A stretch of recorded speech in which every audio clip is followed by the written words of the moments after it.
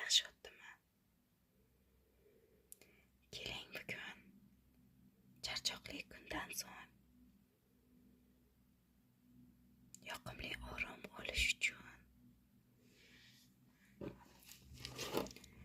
Haticha roziyallohu anhu haqida ozgina hikoya o'qiymiz. Haticha roziyallohu anhu haqida ko'pchilik bilsa kerak. Payg'ambarimiz Muhammad sallallohu alayhi vasallamning birinchi turmush o'rtoqlari bo'lganlar. U kishi juda ham katta savdogar bo'lganlar. Bundan tashqari turmush o'rtoqlari, ya'ni payg'ambarimiz sallallohu alayhi vasallamdan 15 yosh katta bo'lganlar. Haticha binti Huvaylidning bolaligi. Haticha Bani Asad urug'idan edi. Otasining ismi Huvaylid ibn Asad ibn Abdullazo ibn Qusay bo'lib, Qurayshning boy va zaydlaridan hisoblanardi. Onasining ismi Fatima binti Zoida, ya'ni Zayd ibn Jundab Asom al-Amiriya edi. Makka shahrida istiqomat qiluvchi boshqa boy badavlat qurayshliklardan farqli holda Huvaylid o'z qiziga juda mehribon bo'lib, uning har qanday istagini darhol muhayyo qilardi. Bu paytda nafaqat Quraysh qabilasi, balki butun arab dunyolarida johiliyat hukm surardi. Otalar o'z pushti kamarlaridan bo'lgan qizlarini tiriklayin ko'mishga ham qo'l urardilar. Huvaylid bo'lsa, qizi Hatichaga bo'lakcha mehr ko'rsatar edi. Bu oilaning guli bo'lgan Haticha mashhur fil voqeasidan 15 yil, hijratdan esa 68 yil oldin dunyoga keldi. Ota-onasining saxiy, oqko'ngil va muhtojlarga g'amxo'rligini ko'rib, ulg'ayayotgan Haticha ham bu xususiyatlarni o'z fe'l-atvoriga singdirib bordi. U boylikka hirs qo'ymadi.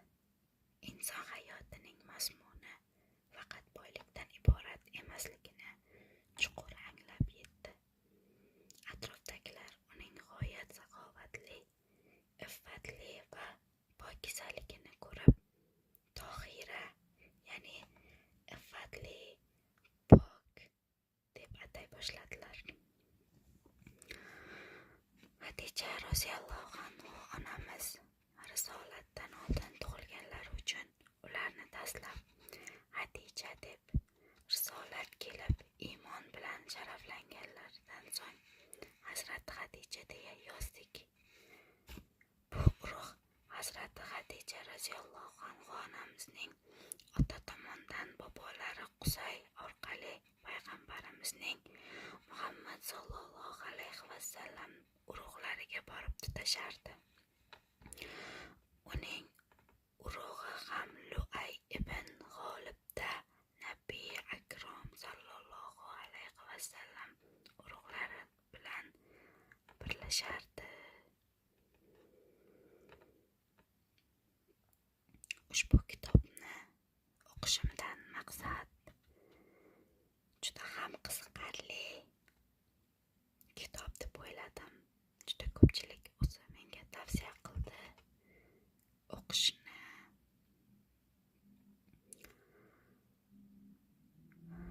Islom dinida eng birinchi iymon keltirgan ayollardan biri hisoblanadilar Haticha onamiz.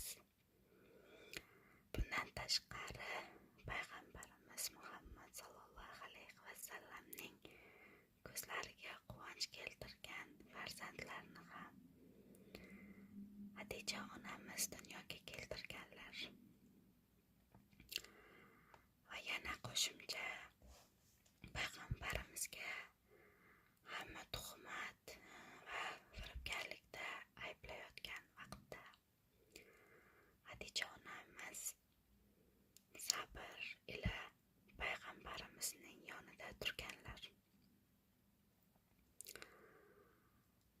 shunday katta savdogar bo'lgan ekanlarki, dunyodagi savdogarlarning 1/3 qismi Xadija onamiz qo'llarida bo'lgan ekan. 1/3 qismi Xadija onamiz qo'llarida bo'lgan ekan. To'g'risi bu qanchalik to'g'ri yoki noto'g'riligini bilmayman.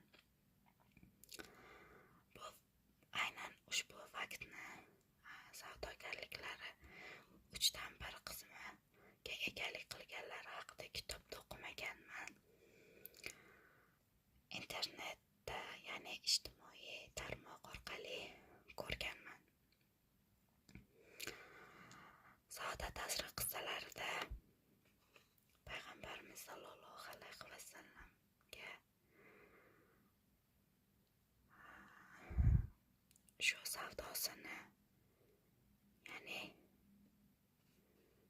karvonini ishonib topshirganlar hamda Payg'ambarimiz sollallohu alayhi vasallam boshchilik qilgan savdo karvoni juda ham barakali keladi.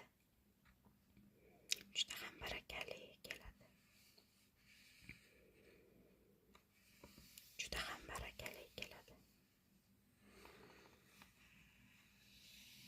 Xadija onamiz haqida juda ham ko'plab yaxshi fikrlar bor. Bundan tashqari Xadija ismi qo'yilgan. Ya'ni Xadija ismli qiz farzand bo'lgan uyga qashshoqlik kelmaydi deb aytishadi. Qashshoqlik hamda faqirlik kelmaydi deb aytishadi.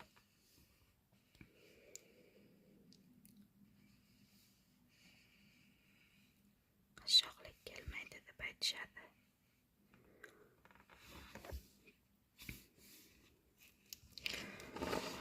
Agar xohlasangiz shu kitobni birgalikda bo'lib videolarda o'qiymiz.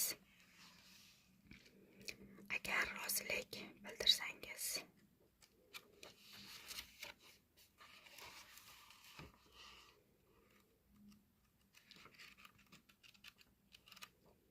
Juda ham ko'plab hikoyalarga bo'lingan kitob ekan.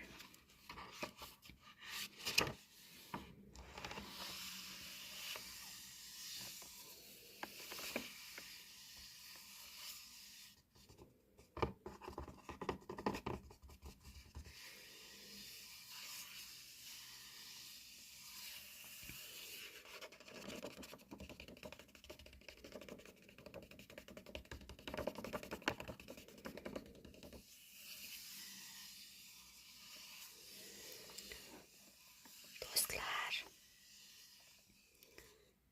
keyingi videolarda qaysi turdagi ASMR videolarni bo'lishni xohlaysiz?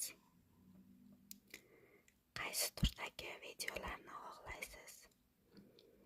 Kommentariyada yozib qoldirsangiz juda ham xursand bo'lardim.